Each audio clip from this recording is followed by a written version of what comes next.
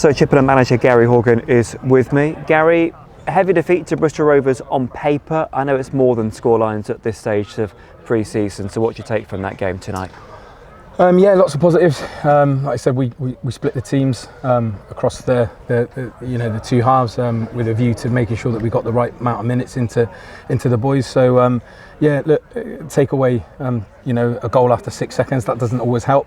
Take away that, and then I think the second one was again where we've had good possession, and in the transition they've gone down the other end and scored straight away.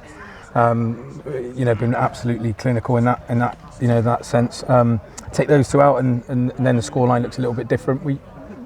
They've done exactly what we've asked them tonight, and that's to try and work on a couple of little things. We could have sat in and sort of defended the edge of the 18-yard box, but we didn't want to do that.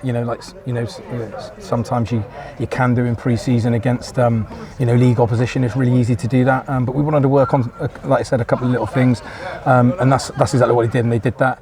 But yeah, it's probably just the decision making at times, which they've forgotten about, probably because we've asked them to home in on the things that we have. So loads of positives, some really good performances from some of those, particularly in the second half, where I think we, for the last sort of 20-25 minutes, we were probably in control, really. Because most of what people would look on and say were your sort of core players from last season didn't play at Highworth last week. So for them, this is their first action since the playoffs.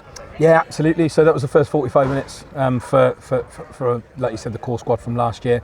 And again, we didn't put what would have been deemed as the core squad all in together.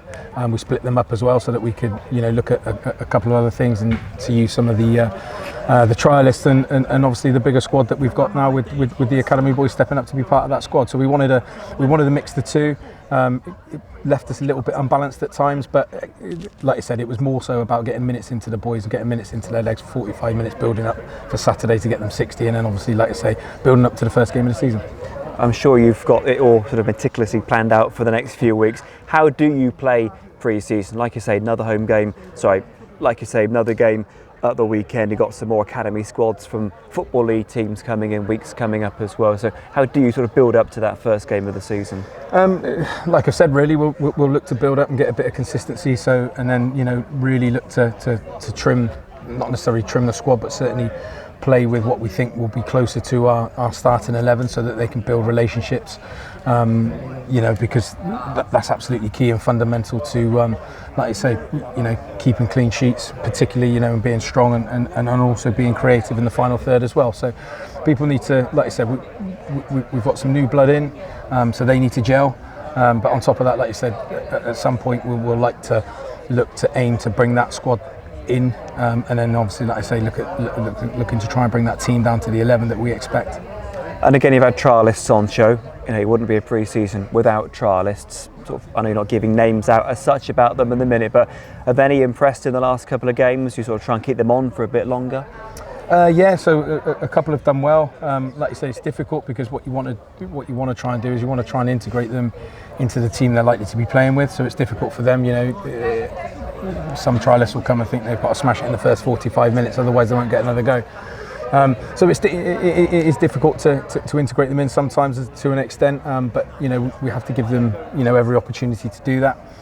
But yeah, like I said, a couple have impressed. They've probably done enough to stay involved, and we'll look to, like I say, because we've got some really talented academy lads in the building as well. So like I said, it's a competitive squad at the moment. So yeah, we'll try and trim that down in the next couple of weeks, so like I said, we can really focus on that first game. And I know the previous managers had forged relationships with local Football League clubs. I know you're part of that coaching staff, but I guess for you it's important to try and get those links with the likes of Rovers, Bristol City. You've got Cardiff coming down soon, and also spot potential players you can then bring in on loan, because a lot of the players you'll be up against are their academy players. Yeah, absolutely. So we've been to watch a couple. We've been even today we went to watch Bristol City. We've been to watch Cheltenham in the last week as well. And yeah, so it's a worthwhile exercise in that extent. We've been out and watched Bristol Rovers against Melksham the other week, and there were some really nice performances, or good performances from some of their what would be deemed as their scholars, and they've done well as well. So yeah, we're looking to see, like I say, use it positively in both senses. An exercise for us, and then obviously an exercise to see what we might potentially be able to bring in as well locally.